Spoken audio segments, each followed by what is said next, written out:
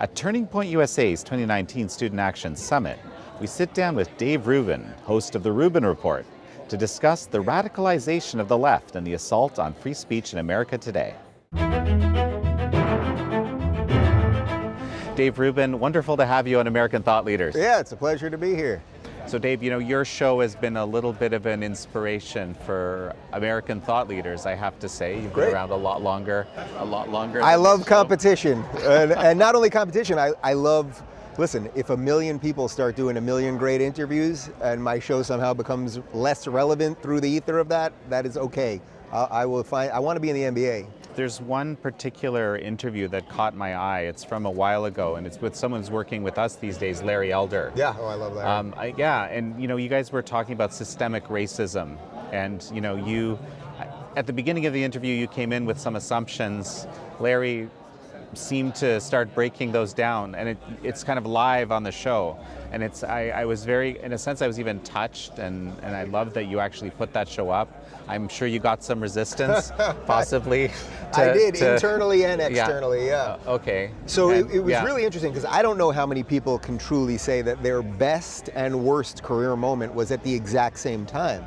But I really do view it that way. You know, at the time, I would say, you know, I came from the progressive world, and although I still now identify as a classical liberal, and I love fighting for true liberal principles, which have very little to do with leftism, I was still stuck in a lot of this, what I describe as factory settings of the left. Things like systemic racism and the gender pay gap and these things that are actually not true, but through culture and through the way the media works, you just start thinking are true. Most young people just think these things are true. So when I had Larry on and I said something about systemic racism, he was ready to fight. And I was not ready to fight. And what I mean by fight is not punch each other, but be armed with facts and be armed and ready to go at that battle. And he basically demolished me. And truly what happened after was, well, first off, I was willing to listen. Yes, so that was number one. I really was willing to listen. But putting that aside, when the show ended, we were at Aura TV at the time, and there were a lot of people in the control room, producers and directors and everything. And I walked right into the control room after, and a couple of them said to me, Dave, we're not going to air that. We're going to cut that out of the interview. And I really didn't have to think about it. I was like, no, that was real. We have to leave that. Like, if I won't leave that, then what am I doing? I'm doing the wrong thing for a living, you know? Right. And you know, it's funny because then after we released it, you know, there's suddenly 1 million clips of it, and it's Larry Elder destroys Dave Rubin and blah, blah, blah. But then as I started reading comments, I thought, there are a lot of people who are giving me credit here. Yeah. And it was a humbling moment, and more importantly, it was a learning moment. So, and Larry's, by the way, a good friend of mine. He was at my house a couple days ago with his girlfriend. He's a great guy. And you want those moments. You want those moments where you are challenged, and either you know enough to challenge back, or you change. And it's funny, people bring it up to me all the time, and I think sometimes there's like, oh, we're going to embarrass him or something, but I am completely proud of what happened in that moment. Great decision, by the way. Like, just for people, I think we're in the same kind of boat. I've had my own sort of path through realizing that a whole bunch of assumptions that I had made were just simply untrue. Guess what? That's called being a flexible mind. That means that you have synapses in your brain that are willing to jump and are willing to think about things a little bit differently. We have all these people that think, oh, if you change the way you think, you're a flip-flopper or something like that. And it's like, no, that's how you evolve as a person. So I think that's great, and we need more of that. Well, no, so it's very interesting. Recently I had a friend of mine reach out to me. This is a thoughtful person who I respect. And frankly, I've been kind of fearing amidst my circle, which is mostly people who are definitely left of center, if not progressive, to just talk to them about where the Epoch Times, you know, editorial direction has gone, how it functions. Just because I know the truth is on our side, but at the same time, I know that it's going to be really difficult, and I've kind of been, you know, not gone down that road. I had this friend reach out to me, story. And it was a rude awakening, because he basically said, you know, you're part of the Trump cult, and you know, when you're ready, we'll welcome you back, you know. And I don't even know what to say to that. Well, what he means is when you're ready to bow to us forever, because that's really what they mean. Because I would say at this point, the alignment no longer is Democrat versus Republican or even left versus right. I would say it's basically sort of woke progressives, the identity politics focused progressives, the new socialists. I mean, they call themselves democratic socialists, but in a year or two, the word democratic will be long gone. They're just hanging that for now while they need it, and they'll get rid of that soon enough. And what they're really saying to you, what your friend is saying to you is, when you're ready to bow forever, when you're ready to not challenge me in any way, when you're ready to accept what I believe is true because I believe it, then we'll welcome you to the fold. I would much rather be at a place like Turning Point, where I quite literally just gave a speech and I mentioned several differences I have with many of the people in the crowd, and guess what? They applauded. I would rather, be with people that I disagree with, but do it honestly than have to kneel forever. And that's what a lot of these people want right now. Well, it's interesting, and this is I believe that a lot of the folks that believe a lot of these assumptions, much like I did not even too long ago, like the systemic racism is a great example. That's why I love that episode so much. That these are actually thoughtful people, and they can start seeing out of that, right? Well, and you have to. Do you have friends that you've faced this with? Well, of course. I've had personal friendships that have struggled through this. I've had plenty of public spats with people over this thing. I think the key to it is that you can't always go in ready for a fight. I think what's happening on the left is they're saying everyone else is a racist and a bigot and the rest of it. So they're always looking to fight, right? And if you get called these things, obviously you're going to be defensive. I think what our job is, as say a little more of a free-minded people, what our job is to just be a little bit better than them, which, by the way, is not that hard to do because they're so hysterical all the time and they're living in this outrage thing all the time, which burns very hot.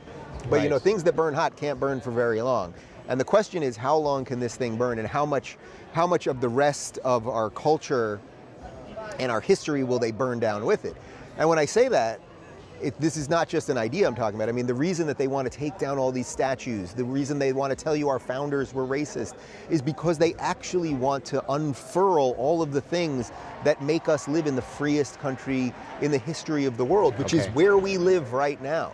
And if you are living in the United States of America thinking that this is not the freest place that everyone from every walk of life still wants to come to, you're really, really mistaken. We still right now are the envy of the world, that we have the First Amendment, that you can say whatever you want.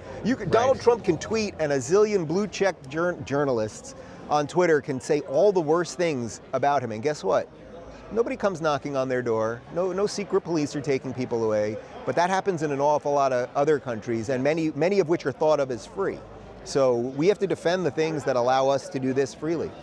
Yeah, and I'm Canadian actually, and you guys don't have the freedoms that we have. I know, and I say I'm an American exceptionalist, because precisely the kinds of reasons that you're describing. Yeah, right well, now. look at one of the things that put Jordan Peterson on the map, right? Was the transgender C16. Is it C? I always say C17, but it's C16, I think. Well, and the key thing is his issue isn't with transgenderism even per se. Course. It's with compelled speech, right?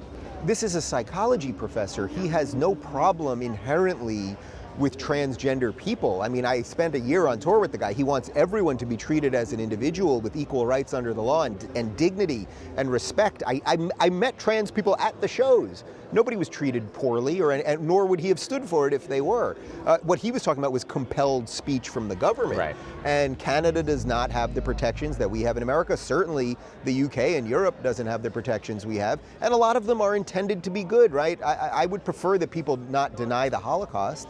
But the idea that we are going to put a law in place to say that is not going to stop people from denying the Holocaust. It's going to push it underground, and actually that's where it'll start flourishing and morphing and metastasizing into something really weird. And fostering actual extremism.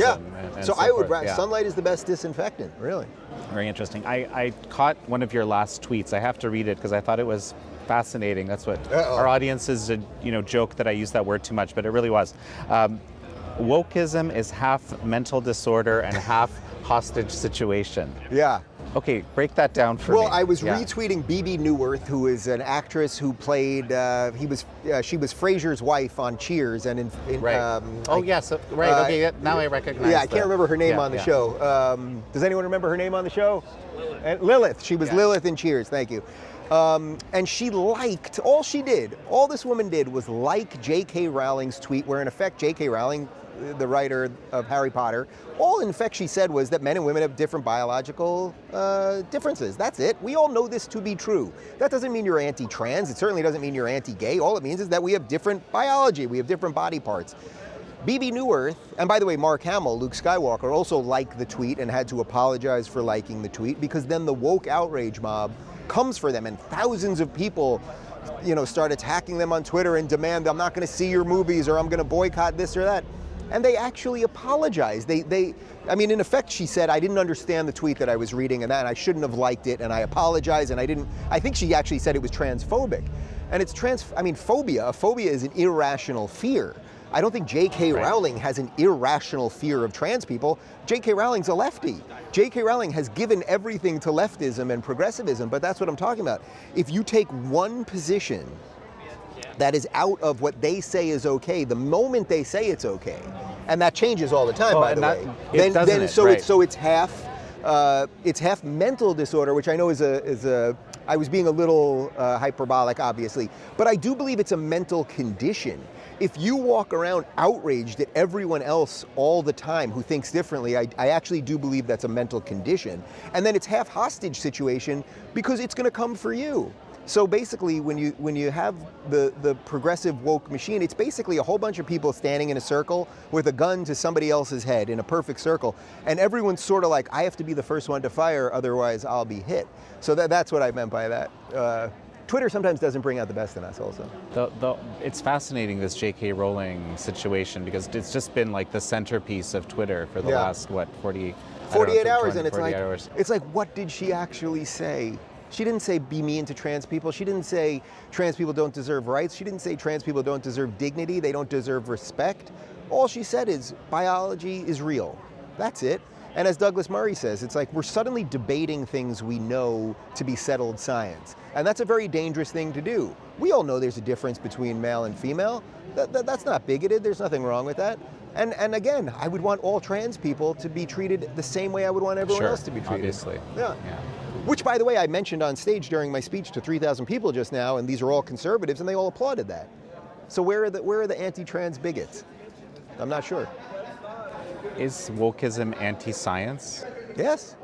Well, it's anti-everything other than itself. Wokeism is whatever it wants to be on any given day, because they're operating not in fact, they're operating about how they feel about anything. That's why, like the statue one is a great example of this. So why do they want to take down statues? They'll say, well, our founders were racist, some of them were slave owners. Now, I've been to Monticello, which is Thomas Jefferson's home. He owned slaves. It's well known that he had relations with at least one slave. Now, by the 2019 definition, in effect, well, first off, you can't own a person, thankfully, in 2019, but not only did he own this woman, Sally Hemings, but he also had relations with her, in effect, because of the power play there. That, by our definition of rape right now, we would think he's a rapist and a slave owner and all these things. But he was just a man of his time who, while he owned slaves, was also writing the laws to free slaves. I'm not saying he's the most perfect person of all time, but by the way, Abraham Lincoln, who's freed the slaves, was not an abolitionist from day one. So we're all people of our times, and there are things that you and I believe right now that 20 years from now will be thought of as old, archaic things, but it won't mean that we're evil. But if you outsource all of your mental faculties to people who will gladly silence you, they will not stop. And we need somebody to say to them, no more of this. And I've tried to do that as a liberal. I think I've been somewhat successful at it, but we need more people. Who is deciding these things then, if it's always changing? That's what I want to know. That's a great question. You know? Look, you could argue that there's some bad actors at the top that just push identity politics everywhere, and that's why it's so culturally important, and that's why, we have Democratic presidential candidates for apologizing that they're white and all of this nonsense. I don't know where it comes from exactly. What I would say more than anything else, the reason it flourishes is because it's lazy thinking. The reason it flourishes is because it's just very easy to not really think about an issue seriously, but think, oh, I'm a white, cisgendered male, Christian usually, I must be evil. Like there's some weird thing but if you really want to think about the issues, you're going to have to start knowing things, and that, people, people often shy away from that. You're in the film No Safe Spaces. We met, at Yeah. the premiere a few weeks ago. Wasn't it fantastic? I forget what I did, but like, what a wonderful, powerful, true movie. It was a joy. Yeah, no, absolutely. And I heard I think it's one of the top political documentaries. Yeah. It's remarkable because there's a lot of, ironically, suppression. Against it. This stuff, this sort of the hotbed of wokeism is the universities, and that's really what the film is about suppression of speech in the universities. Yeah. How do you see that? Well, something very strange has happened at the universities where you are supposed to learn how to think at a university. You don't necessarily have to learn what to think. Hopefully you will learn what to think as you learn how to think, but you got to learn how to think first. And we've robbed that from young people, where we now have professors who are activists who demand that they accept what this professor happens to want them to be. So the left did one thing really well, which was infect academia. And they infected it wholly to the point that if you say there are two genders, you will get, booted out of a class, or you'll get, deplatformed, or the rest of it. This is super dangerous, and we have to push back on that. There's an argument to be made that in some ways these institutions, it's too late. How can they really change? I mean, Harvard right now, think about this. Harvard literally will punish you if you're an Asian student trying to get into Harvard. Right. Think how absolutely insane that is. That is racism. That is actual systemic institutionalized racism. Harvard is saying if you're an Asian person and you work hard, just because your parents worked hard and they cared about family and cared about education and all the things that we're supposed to do as free people, if you do that, well, we might get too many Asian people, so we're going to make it harder for Asian students to come in here. That is deeply dangerous. And by the way, it'll destroy the institution itself, because you'll let in lesser quality students based on immutable characteristics, and then you're going to say to better students you can't come in. That's racism. That's dangerous, and that's coming from the left. Please show me where on the right something like that's coming from. I simply don't know what that is. Well, and the other side of the argument I heard from Heather McDonald when I had her on the show is basically people come into the school that have been selected based on their characteristics, not on their record, not on their skill or whatever. And then they feel like they feel, hey, there must be racism here because they're just not they're not yet up to the challenge. Maybe one day could be, but because they didn't come in at a level that their peers are at. This thing is almost like a virus.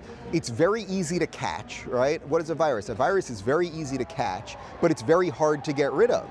And that's what's happening here. So it's very easy to accept the ideas, I want to help this minority, so I'm going to punish this minority or the majority. That sort of sounds right. It sounds like, I'm a nice person, I want to help people. But every time you help somebody, that means you're punishing someone unduly. Why should an 18-year-old Chinese kid, Chinese American kid, or Chinese national who's qualified to be at Harvard, why should that child be punished because they worked hard? Why should they be? It's not. No immigrant family came here, whether you came from China or Ireland or Italian or you're Jewish or whatever it is. No one was given anything. We all had the same playing field, and you got to work hard for things. But they're trying to rig the system. It's incredibly dangerous. Dave Rubin, such a pleasure to have you. Did I talk fast enough? How'd I do? It was awesome. It was a pleasure.